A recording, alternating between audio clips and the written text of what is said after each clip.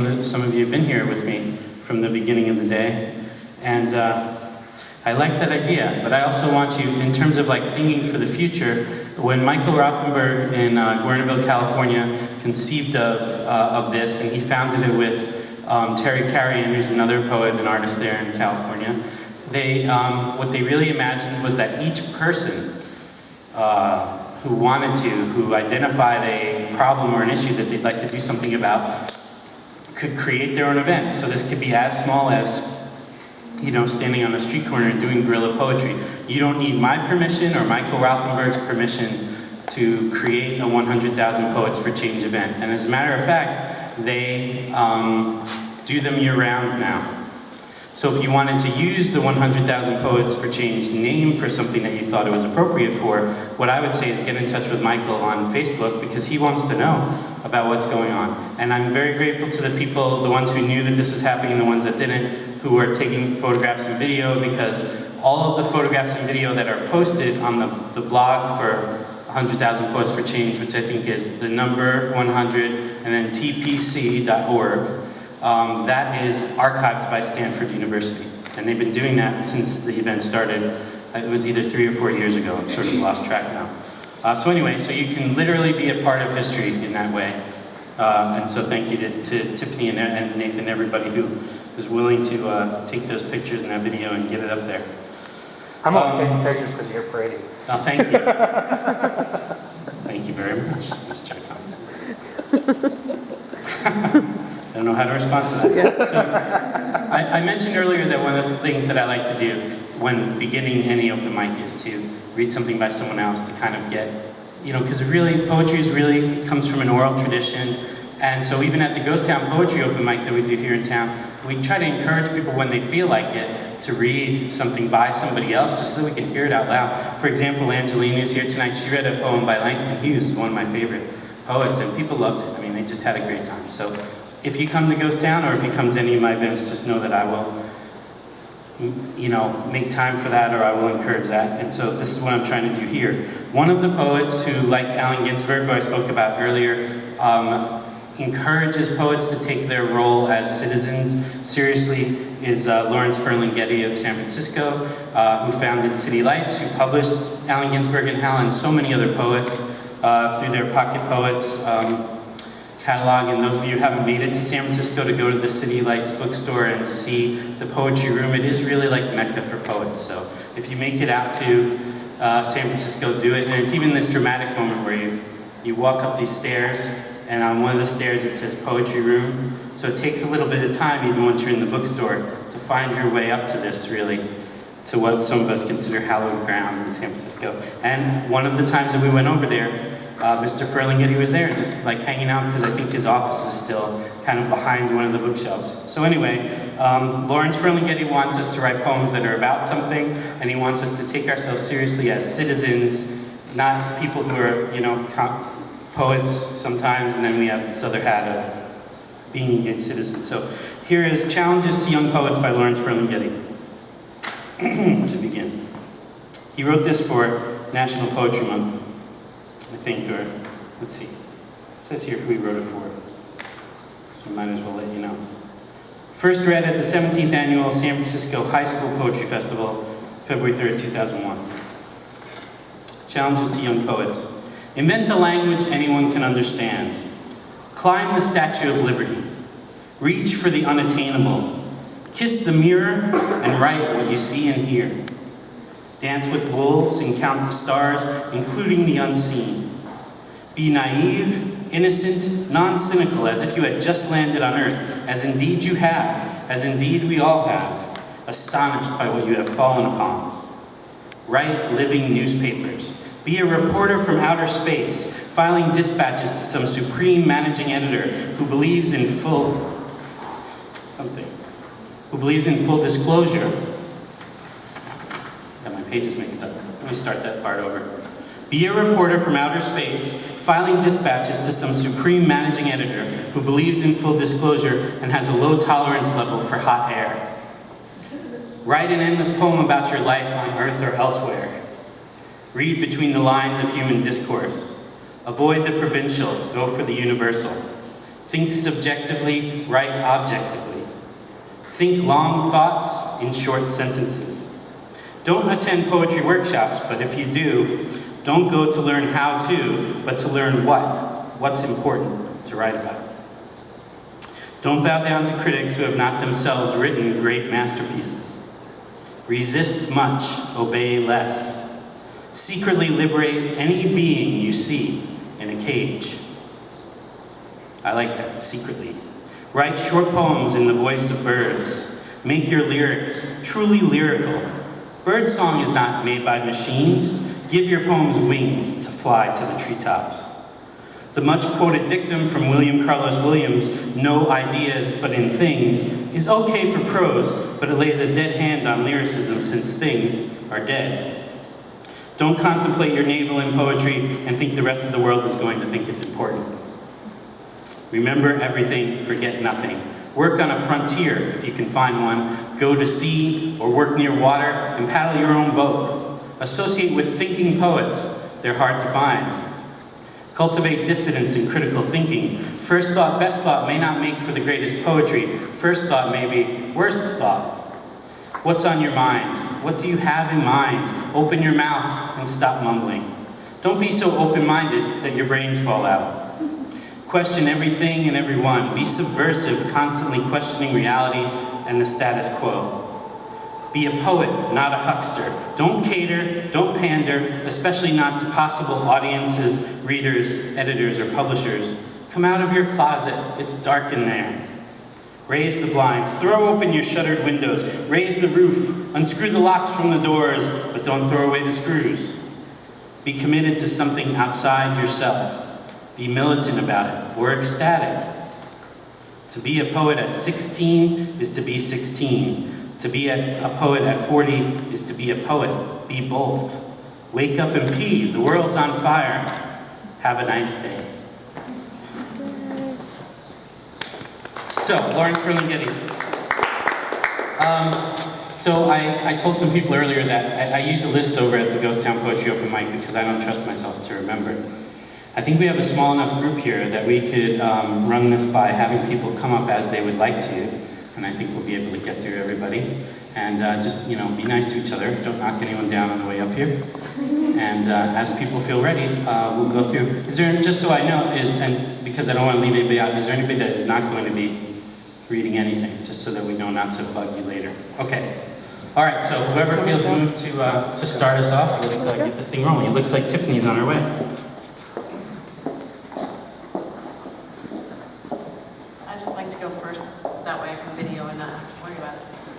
So I have 3 poems I'm going to read.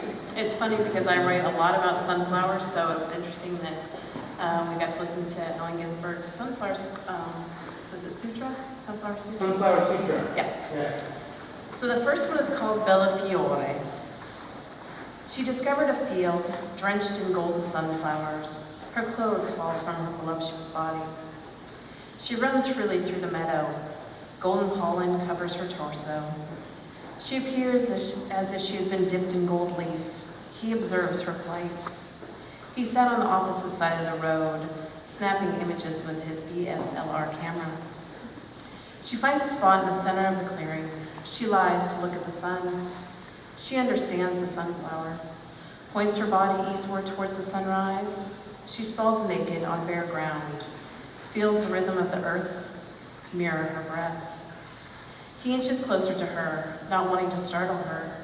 He just wants to capture her beauty. Her wavy hair, kissed with highlights of gold, her bronze skin.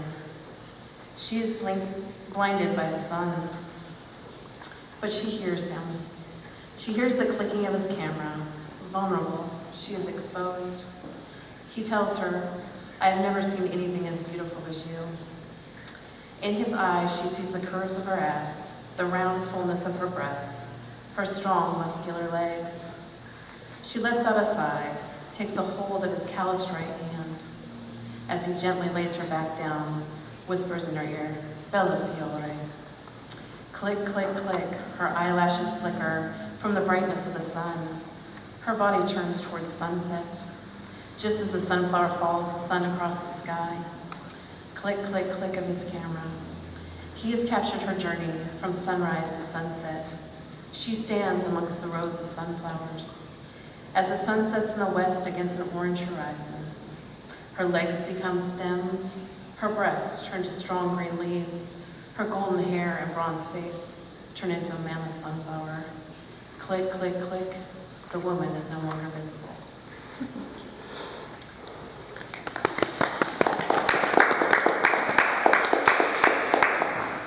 This next one was actually written by a friend of mine in New York, and I read it last month at Ghost Town, but we'll see if I can read it better.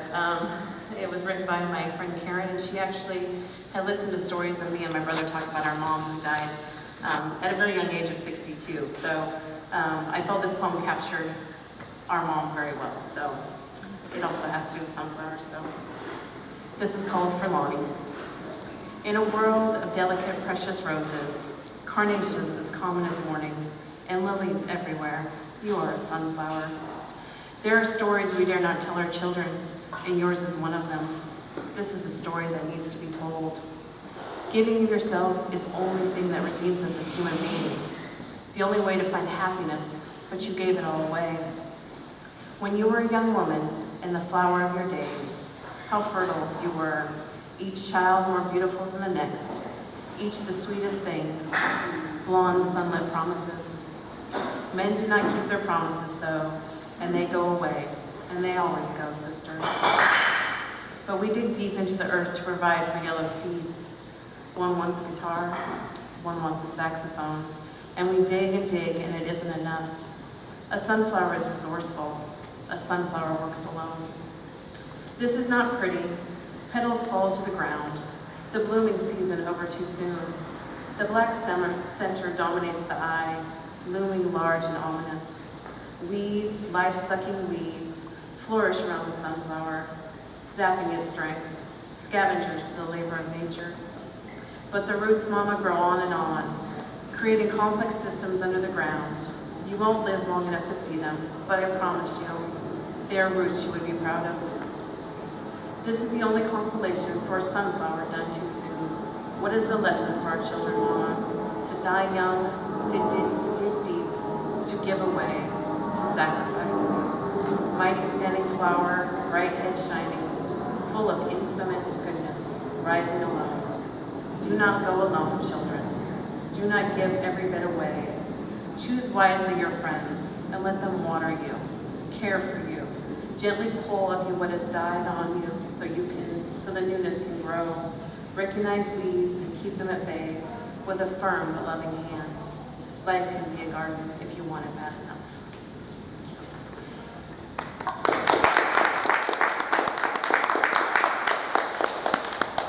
And for some reason I've been able to capture the moon a lot this summer in pictures, and apparently it's kind of transformed into my poetry. So this is called Conversation with the Moon. He said her smile could change the world as they leaned against a wooden bar. The ceiling fan cast shadows, flickers of the sun's rays. Poetic words float through the blaze, echo their poetic song. The smell of uncorked wine fills the air between them. The yellow ceiling fan reminds her of the sun. The room was quiet and dark, except for the sun peering through the window. Words float through the air, her smile radiates the room, forever changed, words spoken by the afternoon wind. Thank you.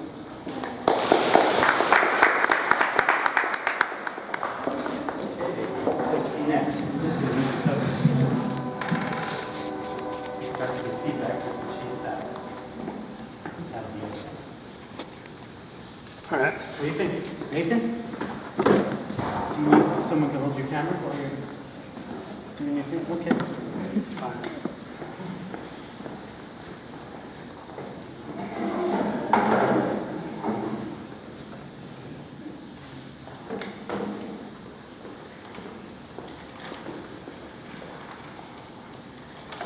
I went home back in the first couple of weeks of September, back to North Idaho. And one of the people I visited was my uncle, Jim Ellis. He was my grandmother's brother. He was a sergeant in the Marine Corps in Korea. When he came home from the war, he went on the GI Bill to learn how to be a pilot. And then he flew for Air America, for various places of the world, including Saigon. He died back in '97. Smoked like a fucking chimney. I visited my uncle today, up there on the hill at Grandview. He lay there by his favorite tree that thrust itself through the ground, its roots partially buried in another's name. His mortal crown is embedded in the dirt, partly covered by strands of greenish-yellow, close-cropped grass, a twig, 2 brown rocks, and a thin layer of dirt. I swept them off with a few quick brushes of the side of my outstretched hand. And he lies there right next to his parents, my great-grandparents. I never met them, but I talk to them as if I know them, as if they know me, and can hear the syllables that slowly slide from between my chapped lips. And I tell them that I'll meet them in person, and someday, when I too molder and rejoin my body to the earth. But the sun, this mid-September afternoon, is barred from the shaded shelter as I sit down beside his marker.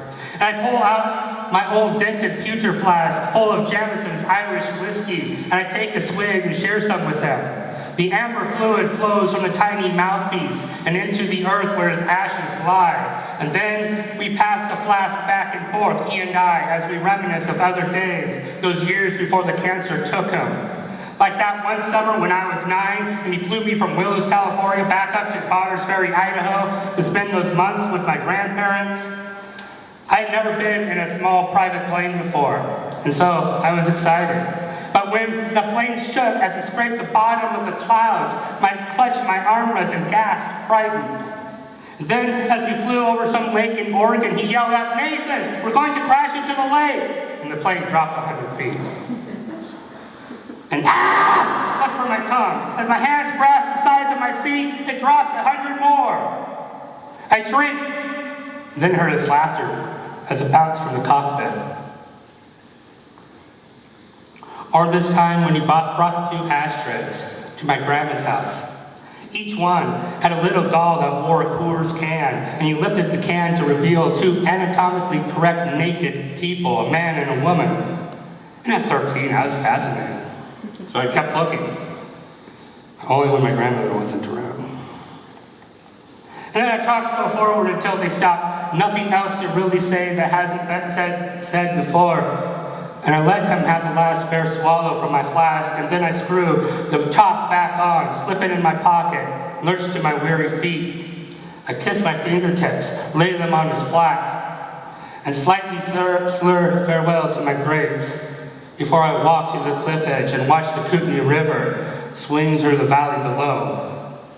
And then I turn around and walk through the wrought iron gates, downhill a mile, back to my grandparents' house.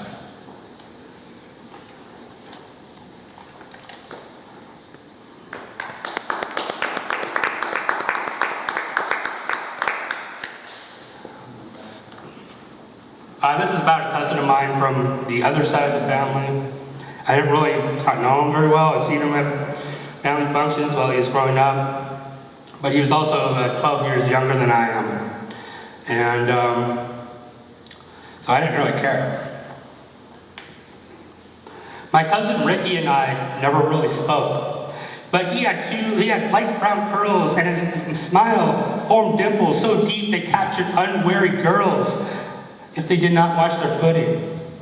But we never talked. But I know that he loved to play football, clutch that fucking ball as he ran down the field. Mud clung to his cleats. Sometimes they fling out behind him as he pounded his legs to the dirt to reach those white goalposts. I didn't really know him, never talked. I do know that he loved to play baseball and swing that hardwood bat as the ball is jettisoned from the pitcher's arm, and then run in that diamond-shaped circle to end in the place where he started. But we never really spoke. And when they found him that morning in the house on D Street in Spokane, beaten, bruised, and bloodied at the hands of one of his housemates, I couldn't mourn, I couldn't weep, because I didn't fucking know him. And I didn't go to his funeral. to listen to some minister preach from his podium about him in vague ways because he knew him less than I did. I said I had to work, I had school, I could have gone, I could have learned more about the person he was, what music he listened to, books he may or may not have read, anything. But we never talked. And when I saw his mom that Christmas, I held her as she quaked in my arms. I held her as her tears dampened my shirt, and then we separated and I watched her wipe her red eyes with the white Kleenex tissue. But me and Ricky didn't really talk. And in the end, the cops didn't do a fucking thing. They did nothing because the blood splatter on the wall, they said, was from needles shoved into their arms as they plunged the poison into their veins. And his murder was ruled an overdose. And we still never talked. And sometimes I wonder if we had talked, if we had learned about each other as cousins should, if he would still be alive. But maybe it wouldn't have mattered. Maybe he'd still be another 25-year-old needle freak that the police don't give a fuck about. Who cares if one smackhead kills another? But you know, someone always does. Even junkies have mothers.